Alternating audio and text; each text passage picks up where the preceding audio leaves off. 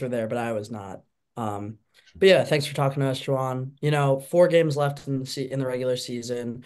Roster's looking a little worn down. What are you looking for the rest of the way, like from your team?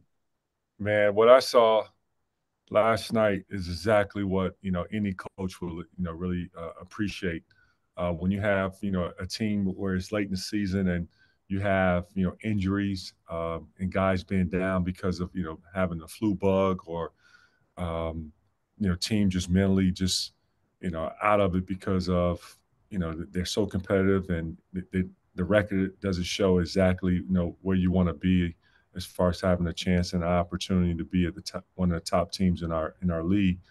But the level of competitiveness that I saw last night, I appreciate that. I really do as a coach, and I really respect the guys on how they competed last night from start to finish, with their attitude, their commitment to the and attention to detail, and then at the same time, having played a very good team on the road, given the effort that they gave. I really respect them so much, and I thank everyone, including the staff. And is that what Will Cheddar was out with last night? Was it the flu? Yes, yes. Gotcha. And the flu has been going around our team. It's been spreading like wildfire, but you can just do wherever you can to try to help keep them safe. Always by washing your hands, taking your vitamins, at the same time getting the proper rest because we got to keep those immune systems strong to try to fight off the virus. Yeah. Doug and Jalen have played a lot over the last couple of months, but not always together. They started the last home game. How do you think they kind of play well together off of each other, and how do their games complement each other when you can go with 2 point guards out there? Well, I mean, it's tough to really evaluate it because you only had a certain amount of small stretches. But both guys are highly skilled individuals that yes, at times you can play both guys on the ball and off the ball. They're smart enough to be able to adjust. But as the season coming to an end, the season I'm speaking of, the Big Ten season, you just never know. There are going to be some stretches where you see them out there together, or not. Coach, it's spring break, I think next week. I mean, are you expecting to have Doug for the next couple road games, or have you not thought that far ahead? Well, I'm waiting to hear back from the committee, and I'm sure they're going to make an announcement soon. And then, given that you have guys out with illness, you had the injury to Olivier, the Doug situation. I mean, I know you're focused on solutions and in the moment, but have you kind of thought back at what this season maybe could have been had some of those things gone the other way?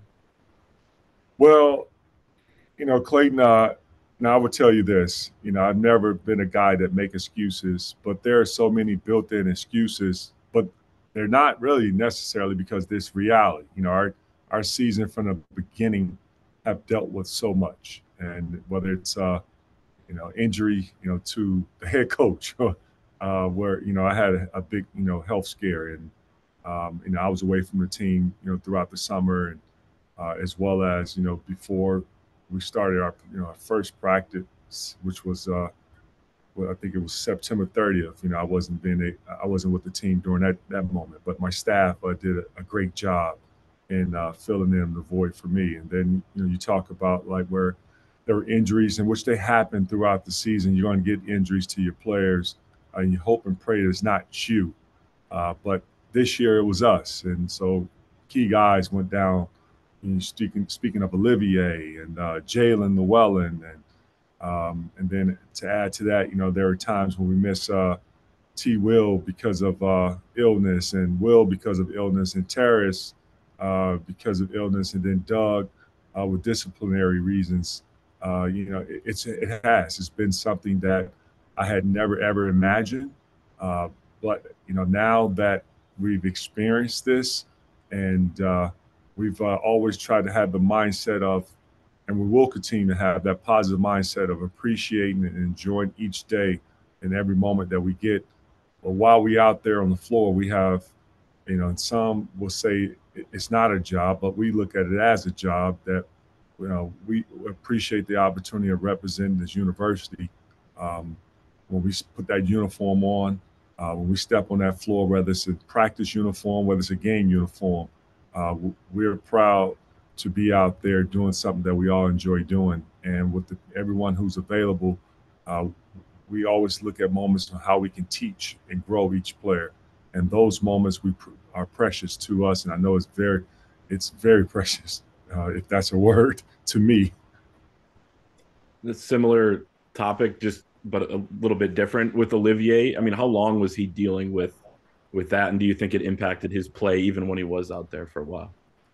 Well, I can't say because Olivier's just a tough kid, and I've got a chance to get to know him this year, and I've witnessed him.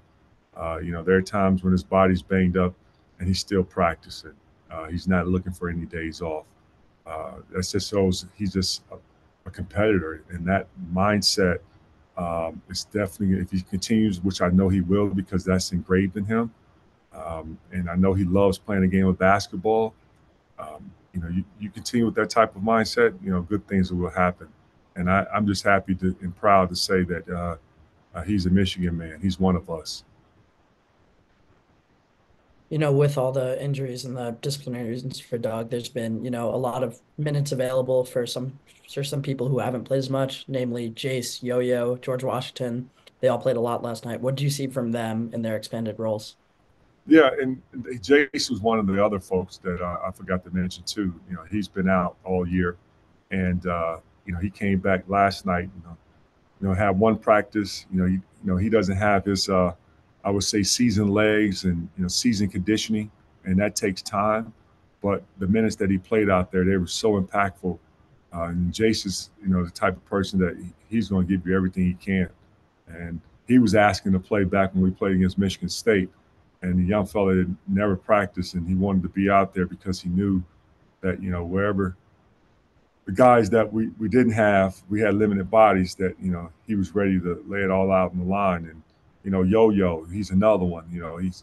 He's fought through hamstring injury before the season started. He missed a ton of practice. He was during the time we played the scrimmage versus Marquette.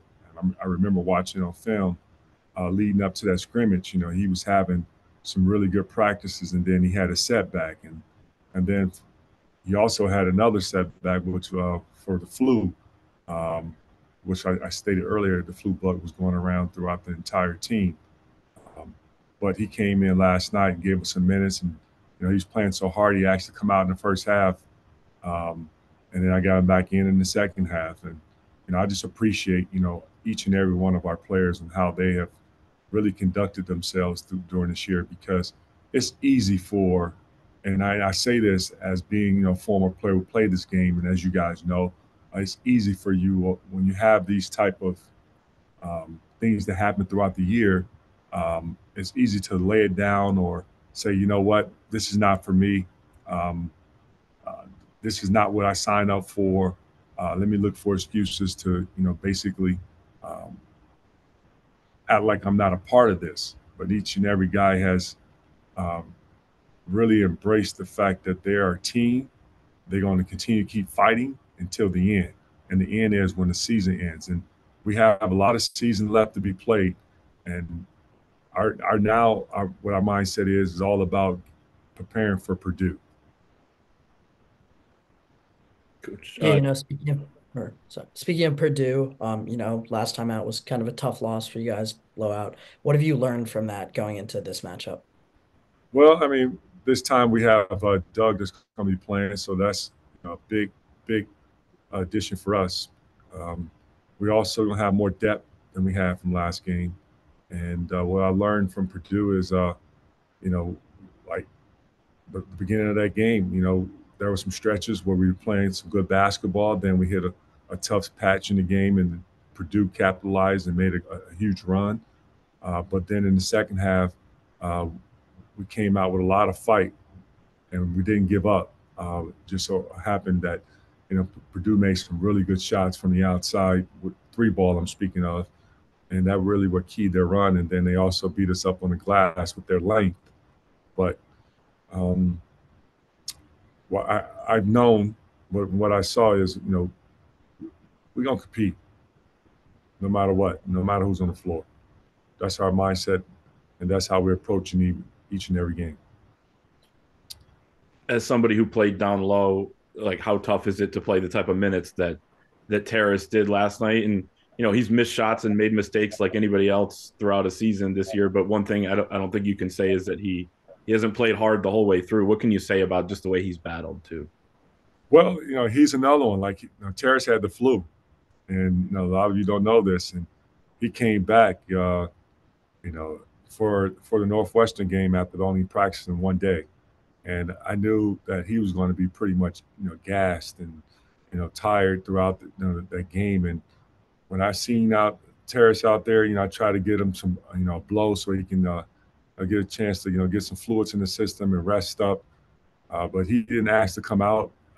But I felt it was best for his health, and I admire and respect the way how he approached going into that Northwestern game. And you're right. I mean, every player is going to miss shots. Every player is going to make mistakes out there. No one plays mistake-free basketball. But what you want and you ask from your guys is for them to compete.